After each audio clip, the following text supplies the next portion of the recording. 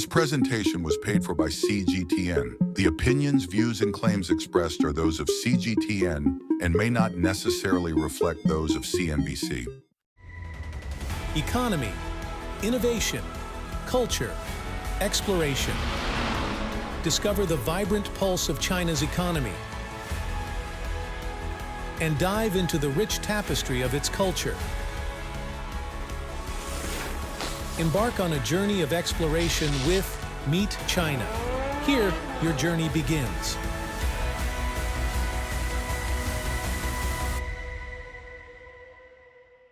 This is Meet China, and welcome to the heart of Beijing. Right behind me is the old bell tower. On the other end, you can find the drum tower. These two iconic structures have been the timekeeper of the city for 600 years. And today, they're surrounded by a maze of charming hutongs. Visitors can come here to get a glimpse of the local life and history. So in today's Meet China, I would like to take you on a bit of hutong walk. In the meantime, I will introduce you to three incredible counties in China that have gone through remarkable economic reforms. We go to Yi County in Anhui, where a cross-cultural family adds to the local tourism attractions. And Zhuji, the world's sock capital, nurturing a new wave of entrepreneurs. And Sishui, where creativity shines in the services sector, attracting young business innovators.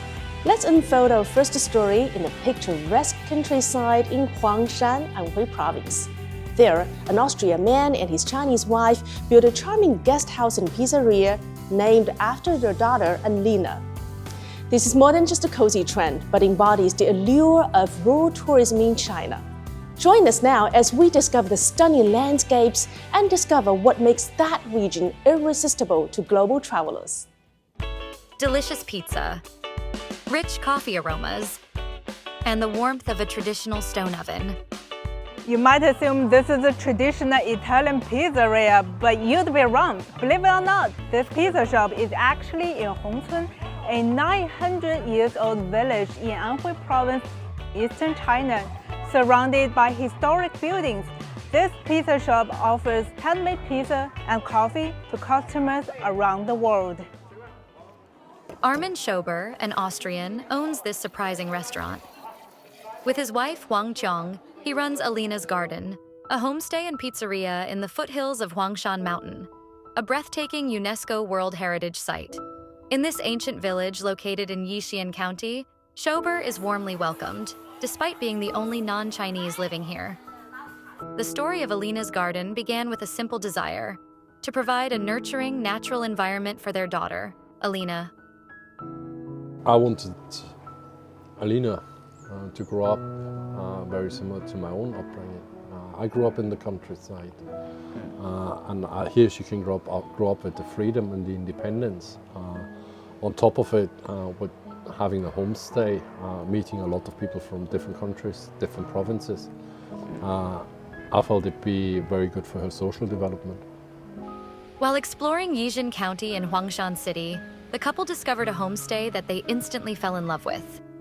They decided to take over this over 200-year-old Ming Dynasty building. Armin often says it's the house that brought their family to this village. Their hope is that Alina's Garden will bridge Eastern and Western cultures. Guests can savor authentic Italian pizza in an unexpectedly idyllic setting, even participating in the pizza-making fun. I had to try myself. Nothing better than getting hands-on experience. And then you start from the middle. Yeah, gently push it. Push it out. I'm gonna touch the dough. Yeah. Use your palm. Use your palm. And now comes the fun part. And you see how we can stretch it over our hands. And we start piercing the dough. This part is really easy for me. It's probably the easiest part so far. Good. Okay. And then we take our spoon, and then you start from the middle. Make it even. And then you just take a little bit beef. Spreading it. Okay. Yeah. The big bag. The cheese, right? That's your mozzarella cheese. I'm gonna take a big handful of cheese. Well, who doesn't love cheese? A lot of cheese. Okay. And then we take it to the beast. You can take that. And then we'll put it on there. Now push it in. Here's the fun part. Go into... That way? Yeah. And then you wait for like 4 to 6 minutes, and then we'll take her out.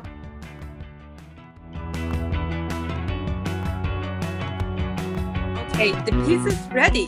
Time for a taste test.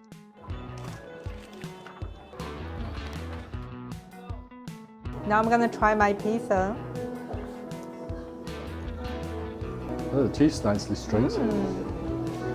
That's actually so good. So I would call it a success. Through Armin and Chung's dedication to preserving cultural heritage and creating a unique experience of East meets West, here has become more than just a homestay. It's a thriving tourist destination. Here, this area south of Anhui Province, it's really good for not just for traveling. Local people really nice, friendly. When people tired staying in big city, and it's really good for them to just next to the nature and can relax. Zhejiang County now boasts 1,070 homestays. In 2023, homestays in Zhejiang welcomed over 2 million tourists, generating revenue of more than 3 billion yuan, or approximately 415 million US dollars. This growth has created numerous job opportunities for villagers and significantly improved their livelihoods. In the past 2 years, my hometown has developed very quickly. There are more hotels and homestays in the village, making it very convenient for us to find jobs right at our doorstep.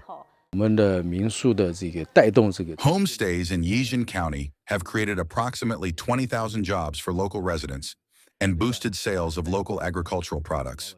These bring tangible benefits to local people. Staying in a homestay is no longer just about a place to sleep. It's a full experience, with owners offering a range of activities to make your stay more enjoyable and memorable. We want our guests to have a better stay, so we offer some activities at our countryside homestay, like dragon dancing, traditional crafts, and making tofu, etc. It's largely welcomed by our guests. In recent years, Zhejiang County and Huangshan City have seen a boom in not only homestay economy, but county travel at large. The surge in county travel has been fueled by innovative rural revitalization efforts. These efforts have breathed new life into the region's picturesque countryside. When you talk to the visitors here, they will tell you they come for a country travel because it's a getaway from city life. My boyfriend works a lot. It's hard for him to find time for this experience. I think here allows us to stop and reflect, especially after being used to skyscrapers. It's a time to fully immerse yourself into the traditional culture. The homestay's building has a 200-year history and incorporates Chinese and Western elements. It's the breathtaking view of the Mount Huangshan. Being able to open the window and see the fields is very appealing to me. And it's a time to focus only on your happiness. Waking up to the sound of chickens and dogs and taking a walk around really feels like a return to the countryside. And ultimately, give back to the local economy. Anhui, people work hard in businesses outside their hometown and then give back to help improve the local economy.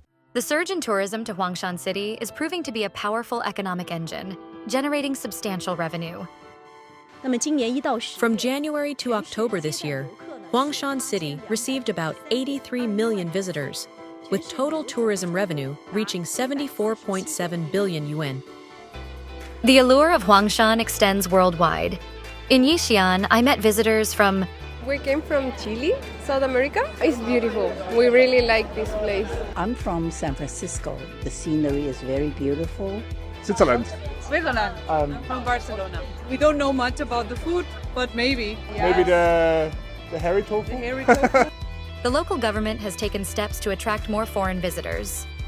We promoted Huangshan culture and tourism in countries like Switzerland, the UK, and Italy, and have introduced new flights to Huangshan from South Korea and other places. South Korea, Indonesia, and the US have become our main sources of international visitors.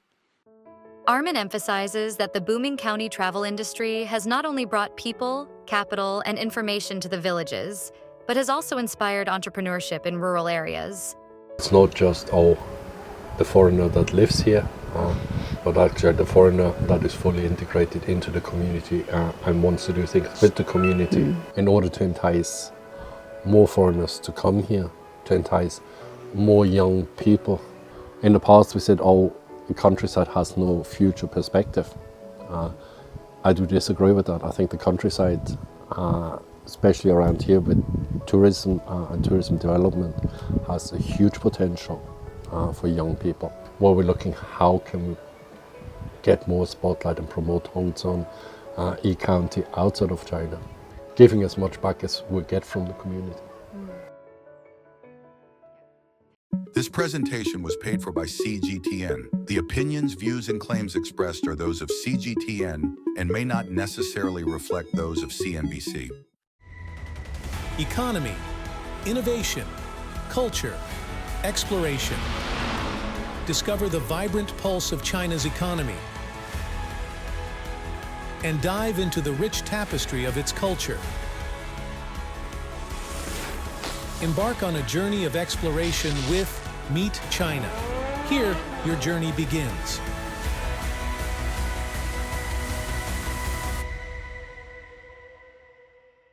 Next, we travel to Zhejiang Province and uncover the secrets of Zhuji. It's known as the world's capital of socks.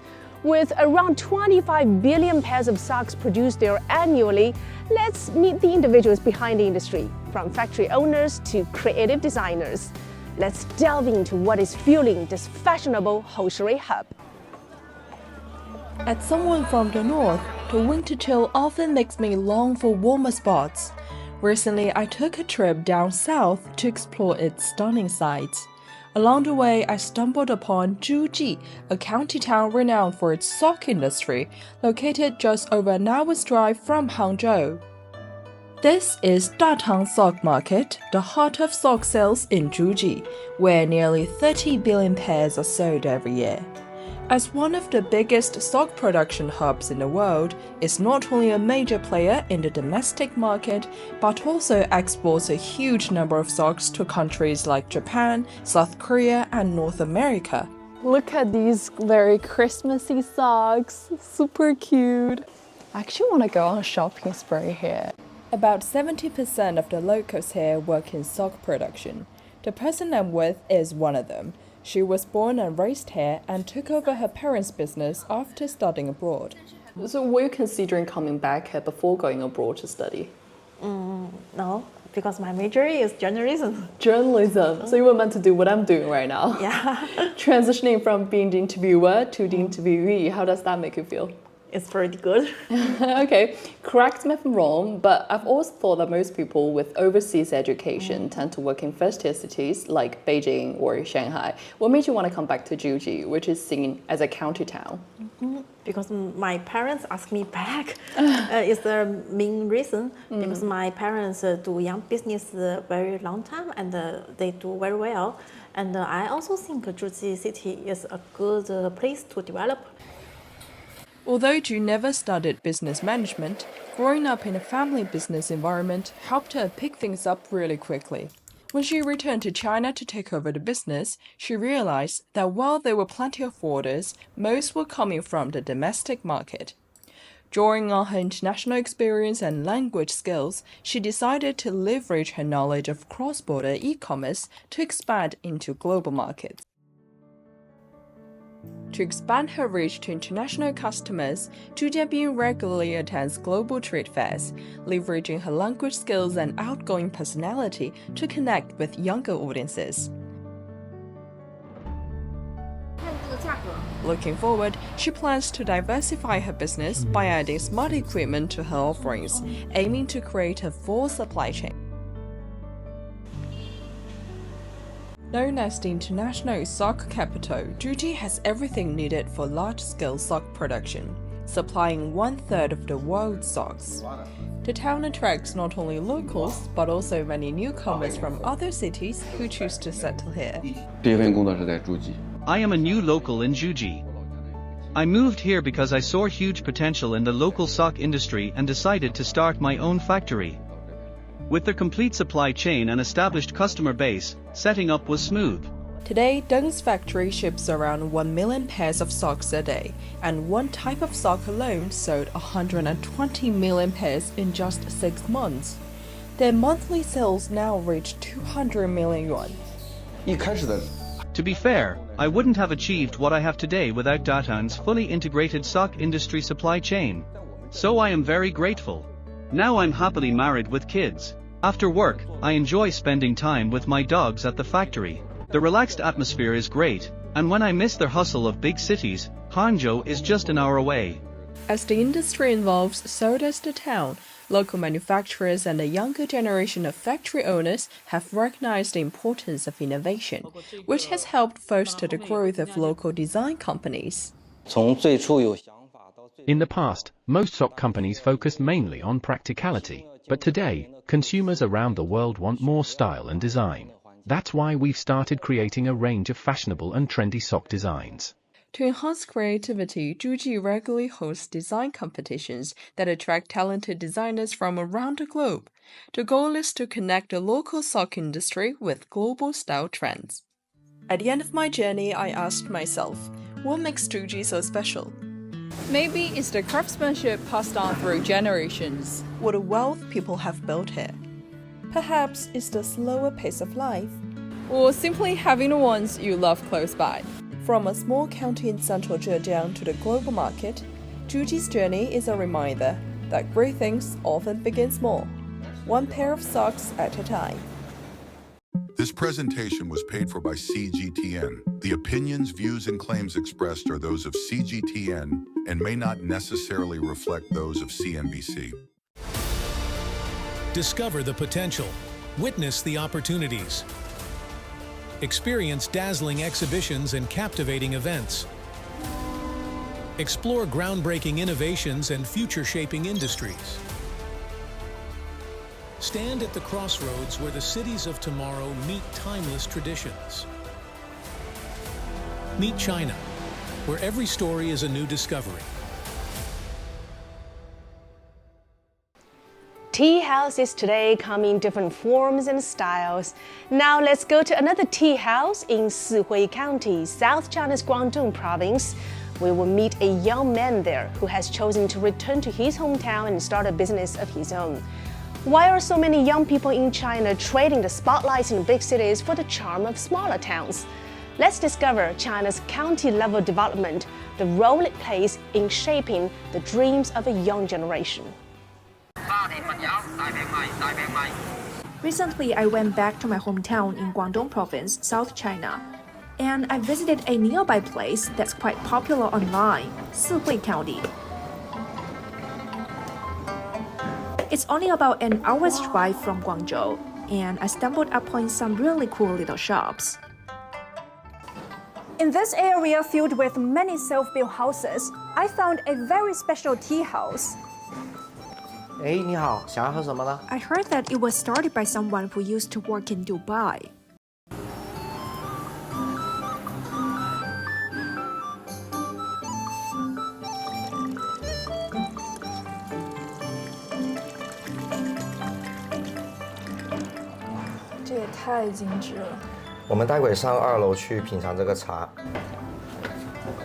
Chinese-style elements are everywhere. Calligraphy, traditional lanterns, porcelain vase, and wooden furniture.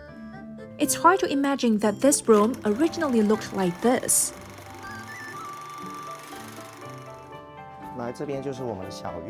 Professionally trained in interior design, she spent several months redesigning the space. He shared with me why he came back from Dubai. After gaining some business experience abroad, I returned home to find milk tea shops popping up all over my hometown. About 60 in this county, with about 300,000 people. They're very welcomed by young people, so I want to promote traditional Chinese tea culture by incorporating it into the modern China chic style. She spent months in Fujian, China's largest tea-producing province, nearby Guangdong Province, to learn tea brewing techniques.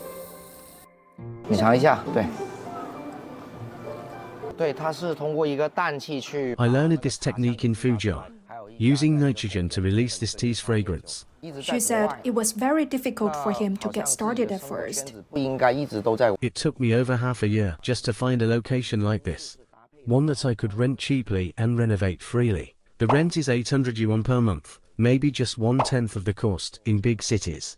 After renting the space, how to attract young customers became a new challenge. He began promoting his shop via social media. I am thinking about different ways to promote my store, such as publishing short videos online, working with e-commerce live streaming platforms, and renting the space to them for shoots.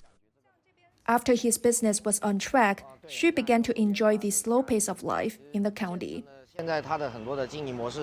Life in the county is still very convenient. You have many different types of shops on this street. I normally wake up early in the morning to have breakfast and a cup of coffee. This is the cafe I often visit.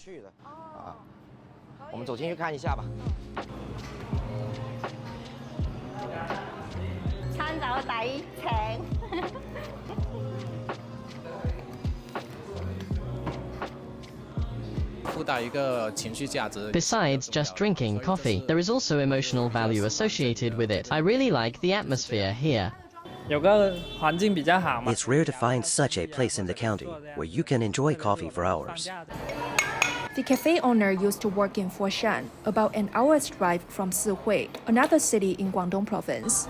However, different from Xu, she's not used to the slow pace in counties.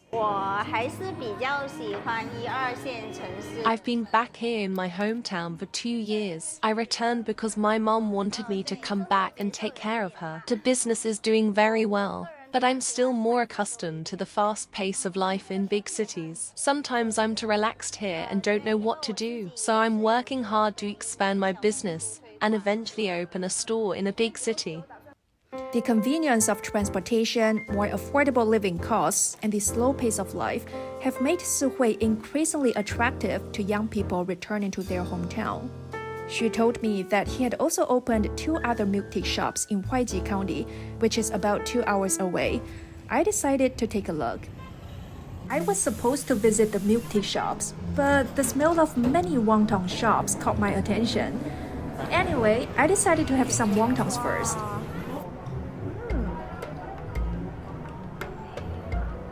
It's really special.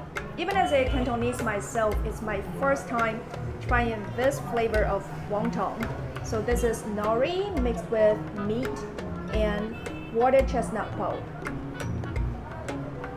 It's a bit crispy and also a little bit salty and a little bit sweet. Very yummy. This unique flavor sparked my interest in the shop owner, and he agreed to let me visit his secret recipe the next morning. The owner, Zhou Changyang, who graduated from Guangzhou University, worked in Guangzhou for 6 years before returning to his hometown this year to open a wonton shop. His store offers over 10 flavors of wontons, while many other traditional stores only offer one flavor. He spent months learning how to make a wonton in just 3 seconds. 2个手指折起来，道理都懂，但就是做不好。 Next step, we boil the wontons. It's my first time seeing people use automatic equipment to boil wontons in a county. 它时间都是固定的。 It saves me a lot of time and labor costs. It's also much cleaner to cook this way. Zhou is too busy to sit down with us. His day is packed with making wontons and selling them. His shop runs from 6:30 to 1 a.m. the following day. He finally had some free time in the afternoon when there were fewer customers, with a shift worker helping out. 都是做这一行的。 In Guangzhou, I've worked in construction, catering, and milk tea businesses. I have seen how big city brands are more intelligent and have richer product offerings. So I wanted to bring these new ideas back to my home county. After doing research, Zhou found that there are around 100 wonton shops in Huaiji, with each shop serving about 100 customers daily. If each customer has wontons once a week, that totals roughly 70,000 customers per week. With a population of nearly 200,000, Joe says the county still has ample market potential. Most stores offer just one flavor and rely on manual labor. By using automation, I save time and can explore other opportunities, like selling raw ingredients for customers to cook at home. I am also in talks with many restaurant owners to wholesale wontons to them. However, challenges remain.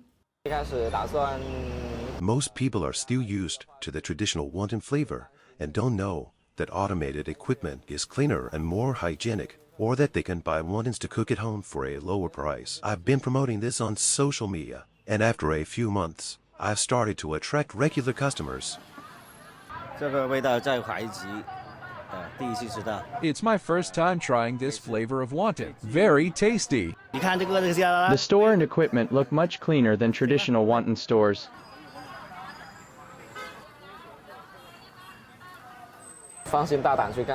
Once you've chosen what you want to do, stick with it. If this new model works smoothly, I can quickly expand it to more counties. The counties offer many supportive measures for young entrepreneurs. Here in Huaiji, there are entrepreneurial incubation platforms and loans of up to 500,000 yuan, or about $70,000. Currently, Joe has used his savings and partnered with friends to open this shop. When he opens his next store, he plans to apply for entrepreneurial funding to help. While some are still adjusting to the new pace, others are figuring out how to promote new business models. Many say that returning to start a business in a small county is no easier than working in big cities. However, as they all agree, the opportunities are endless. Here we are, savoring some candy fruits on a stick is just one of the many local delicacies waiting for you in this vibrant neighborhood. I hope you have enjoyed today's program as much as I did, and please tune in for next week's Meet China for more adventures from across this incredible country. I'm Lililu, and I can't wait to see you next week. Discover the potential. Witness the opportunities. Experience dazzling exhibitions and captivating events. Explore groundbreaking innovations and future-shaping industries. Stand at the crossroads where the cities of tomorrow meet timeless traditions. Meet China, where every story is a new discovery. This presentation was paid for by CGTN. The opinions, views, and claims expressed are those of CGTN and may not necessarily reflect those of CNBC.